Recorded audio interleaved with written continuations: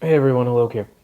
One of the surprising things in a lot of businesses is that you don't, to build even a really valuable big business, you don't have to do something hard necessarily.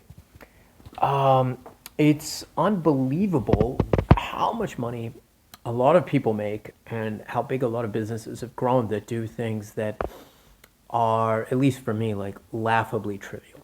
And they're so simple that you wouldn't think. I mean, if you have any kind of competence and intelligence, you wouldn't think that you could build a company out of them.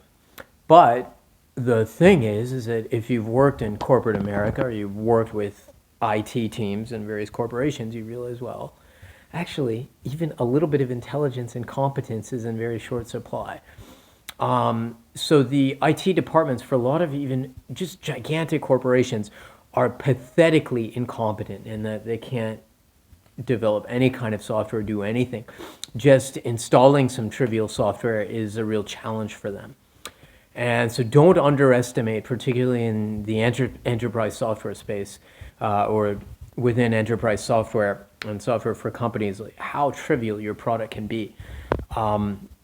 And of course, that you can get away with terrible software is why companies like Microsoft and Oracle have such big businesses because despite making oftentimes what I think is really crappy software and products, though, there are people who are fans of Microsoft software. I don't think I've met anyone who's a fan of Oracle software, but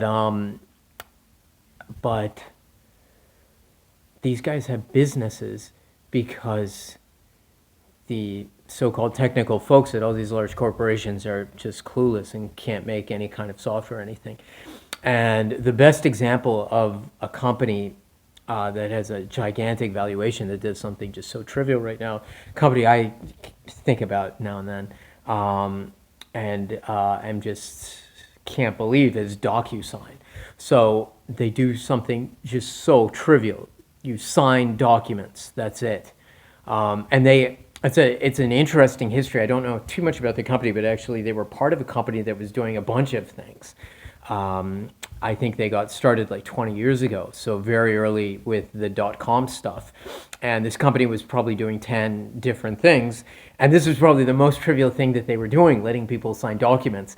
And it ends up being, I think, by far probably the most valuable thing that they ever did as a company. And that got spun off into its own thing and became DocuSign. And so it's valued at like $40 billion right now. $40 billion, and all you do is they let you sign documents. So technically, in terms of building this kind of thing or whatever, it's just so trivial. But when you think about it, obviously the whole economy runs because people have to sign documents and sign off on things. And so signing documents is really important. And if you create a really easy way to do that, that can potentially add a lot of value to companies. If you can speed that up, and remember, yeah, your assumption is that these companies are clueless to build any software on their own.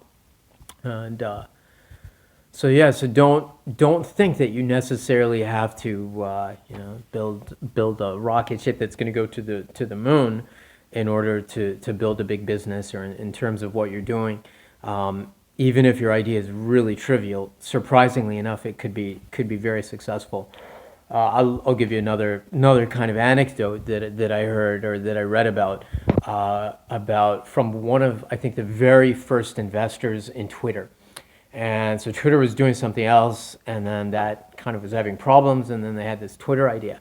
So he goes to one of the investors and is like, hey, well, we're going to do this idea that people can create an account and then make public messages. And the guy's like, okay, and then what? And then he says, well, that's it. And he's like, okay, but then you'll probably build some more stuff later on into it and add some stuff. And then the founder of Twitter is like, no, or the co-founder of Twitter is like, no, that's it. And he's like, okay, I'm in. And the investor was in, even though obviously you can tell he's very skeptical about the idea, and then particularly that it sounds so trivial. You let people create accounts and just post short messages publicly. And it sounded so trivial to him, but he really liked the one of the co-founders of Twitter. He believed in this guy, and so he's like, okay, I'm in, even though it sounds kind of crazy. But it sounded like a very trivial idea. Another thing on Twitter that's very interesting is that it sounds like a trivial idea, but it's a phenomenal idea when it came out at the time, which was just to have a very simple social network where you can follow people and people can post stuff and it's all public. At the time when Twitter came out, there wasn't really a public social network like that. There was Facebook, which was really big, but Facebook was a private social network for just you and your friends. LinkedIn was big, but that was professional, so there was nothing for people to just post whatever is on their mind publicly. And particularly where Twitter is still big, really big, and where it got big is a platform for celebrities, so people to have a following or who are famous, where they can kind of broadcast their ideas and whatnot. So Twitter was actually a great idea, even though it may have sounded technically very trivial. So for people who think about it from a technical perspective, they think, this is so trivial to build. How's it ever going to be worth something? Well, it's worth something because of the network effect. But it's a great idea. But Twitter also, if people remember the very early days of Twitter and the execution there, it was poor. It was poor. It was below average. So Twitter is interesting, and I think other people have pointed this out, that Twitter is a fantastic idea with a below average execution. Certainly early on, it's probably gotten a little bit better. But even for a long time, it's really below average execution. You know, little things like being able to post photos. You had to use an external service. Like URL shortening, they didn't integrate that. I mean, the execution was really poor on Twitter, way below average for years and years. And even below average in the early days, I mean, it was famous, their fail whale, because it just didn't even work. So, I mean, the execution was really bad on Twitter, but the idea was so big, and then because of the network effects of how these things work, even though there were 100 clones in the early days, but none of them were able to get very much momentum the way Twitter did. And so even though Twitter didn't work, Twitter still won at the end.